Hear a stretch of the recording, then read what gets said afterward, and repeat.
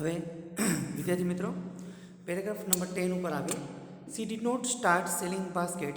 તેની બાસ્કેટ વેચતી નથી, but came straight to the tea stall. એ ચાના ગલા તરફ જાય છે. Her dark eyes were suddenly fill with light. તેની ઘાટી ઘાટી આંખો અચાનક એમાં પ્રકાશ પડ્યો. We said nothing for some time. અમે કશું એકબીજાને સામે કશું બોલ્યા નહીં. But we spoke without words. કાંઈ શબ્દો કીધા વગર કંઈક બોલી ચૂક્યા. I felt impulse two put her on the train there and then and take her away with me. મને એવું લાગ્યું કે હું ટ્રેનમાં તેને મારી જોડે લઈ જાઉં અને મારી જોડે તેને સાથે રાખું. I could not bear the thought of watching her vanish into the darkness of Deoli station. I could not bear the thoughts.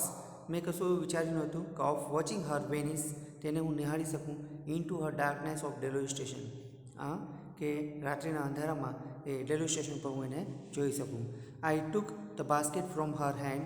મેં તેના હાથમાંથી બાસ્કેટનો ટોપલો લઈ લીધો. And put them on the ground. જમીન પર મૂકી દીધું. She put on out her hand to take a basket. તેનો હાથ એ તે બાસ્કેટ ઉપાડવા તરફ જઈ રહી હતી. But I caught her hand and held it. મેં તેનો હાથ મારા હાથમાં પકડી લીધો. First question, what urge did the author have when he meet the girl.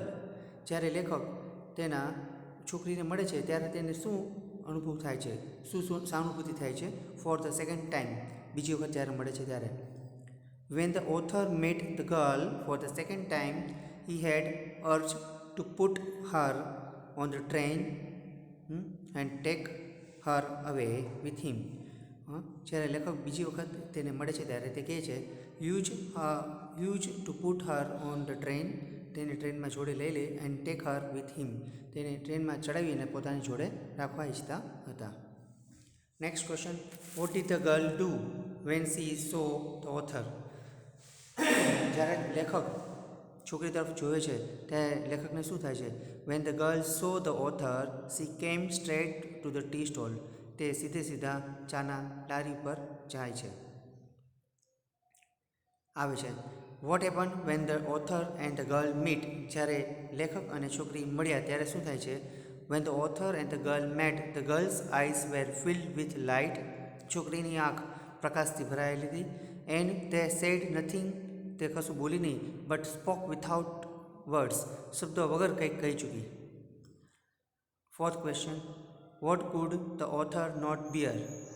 The author could not bear the thoughts of watching. લેખક છે એ વિચારી નક્કી ન કરી શક્યા કે તે શું વિચારે છે. Her vanishing into darkness of the Deoli station. એ ડેલોય સ્ટેશન ઉપર અંધારું હતું ત્યાં એને છોકરીને જોઈ ખરા, પણ એના માટે તે વિચારી ન શક્યા કશું. Fifth question, what did the author finally do. લેખક અંતમાં શું કરે છે. The author finally caught the girl's hand and held it. અને છોકરીના હાથમાંથી એ હાથ પકડી લે છે. The author finally caught the girl's hand. છોકરીનો હાથ અંતમાં છેલ્લે પકડી લે છે એન્ડ હેલ્ડ ઇટ. હવે next paragraph number 11.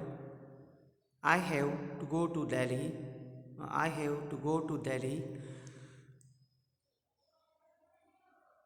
I said. She nodded. I do not have to go anywhere. તેણીએ મૂડી હલાવીને કહ્યું કે હું ક્યાંય જવા માગતી નથી. The guard blew his whistle and I hated the guard for doing that. અને મને એ ગાર્ડ પ્રત્યે ખૂબ નફરત થઈ છે કે એ તે વિસલ વગાડી દે છે. I will come again. I said, will you be here? મેં તેને કહ્યું પાછો ફરીને આવીશ. તું અહીં જ રહીશ ને. She nodded. I do not have to go anywhere. હું ક્યાંય જવાની નથી. She nodded again. The bell clanged and the train slid forward. She nodded again. The bell clanged. Whistle વાગી, ઘંટડી વાગી. And the train slid forward. Train ધીરે ધીરે ત્યાંથી ચાલુ થઈ ગઈ. I had to pull my hand away from the girl and run for the moving train. મેં છોકરીના હાથમાંથી હાથ છોડાવી અને જતો રહ્યો અને તરત જ ચાલુ ટ્રેનમાં હું ચડી ગયો. ક્વેશ્ચન જોઈએ. The author wanted to take the girl with him. How did the girl respond? લેખક છોકરીને જોડે લઈ જવા ઈચ્છતા હતા, તો ગર્લ એટલે છોકરીને કેવો પ્રત્યુત્તર હતો? The girl said that she did not have to go anywhere. The girl said that, છોકરી વિચારતી હતી કે તેની ક્યાંય જવા નથી માગતી. And that she would always be there, at Deoli જ રહેશે એટ ડેલોય. પછીનો ક્વેશ્ચન જોઈએ. What happen when the train started moving? શું થયું જ્યારે ટ્રેન ચાલવાનું શરૂ થઈ ગઈ ત્યારે? When the train started moving, author pulled his hand away from the girl and rain for the moving train. When the train stopped moving, the author pulled his hand away from the girl and ran for the moving. જ્યારે train ચાલુ થઈ ત્યારે author તેનો હાથ છોડાવી અને છોકરીનો હાથ છોડાવી અને દોડીને એ ટ્રેનમાં ચડી જાય છે. હવે ત્યાર પછીનો ફકરો જોઈએ આપણે, paragraph number 12. This time I did not forget her. આ વખતે હું એને ભૂલી ન શક્યો. She was with me for the rest of the journey. મને એવું લાગતું હતું કે બાકીની મુસાફરી એ મારી જોડે જ છે. And for a long after, લાંબો સમય વિતાવ્યા બાદ. All that year she was bright, living thing. મને એવું લાગતું હતું કે તે મારા માટે જીવી શકી છે. And when the college term ended, જ્યારે કોલેજ ટર્મ પૂરી થઈ ત્યારે I packed it in haste and left for Dehra. મેં મારો સામાન પેક કર્યો અને દેરા જવા માટે અર્લિયર ધેન યુઝ્યુઅલ, દર વખતે કરતાં પણ વહેલો હું નીકળી ગયો ડેરા જવા માટે. Next question.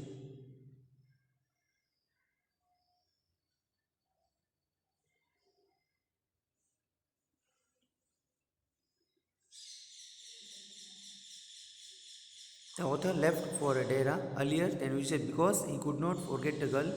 લેખક દર વખતે જતાં એના કરતાં વહેલા નીકળી ગયા કારણ કે તે ગર્લને મળવા માગતા હતા. એ ભૂલ્યા નથી. He was very eager to see her and meet her. તે ખૂબ આતુર હતા તેને જોવા માટે અને મળવા માટે.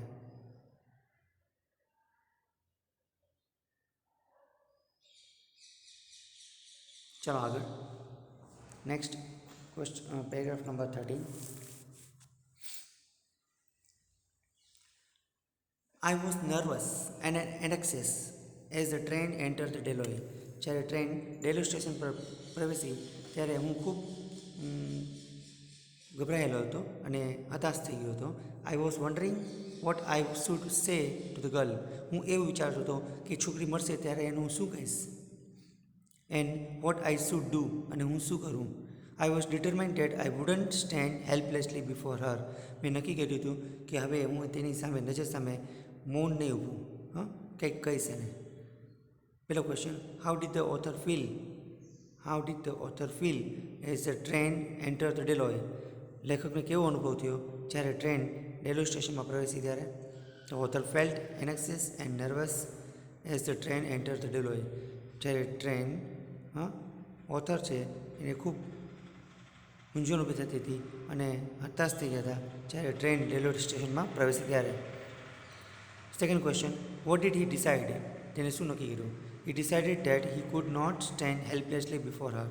તેને નક્કી કર્યું કે હું ટ્રેનમાં જ્યારે ચડીશ ત્યારે તેની સામે લાચારીને મીન્સ કે મૌન નહીં ઊભો રહો, મજબૂત મૌન નહીં ઊભો રહો, હું એની સાથે કંઈક વાતચીત કરીશ. થર્ડ ક્વેશ્ચન, ત્રીજો ક્વેશ્ચન જોઈએ આપણે. What was the author wondering? ઓથર શું નિહાળી રહ્યા હતા? The author was wondering what he should say to the girl and what's he should do. લેખક એવું વિચારી રહ્યા હતા કે હું તેને શું કહું અને તે મને શું કહેશે અને તે શું કરશે. એ એના મનમાં પ્રશ્ન આવતા હતા તે નિહાળી રહ્યા હતા.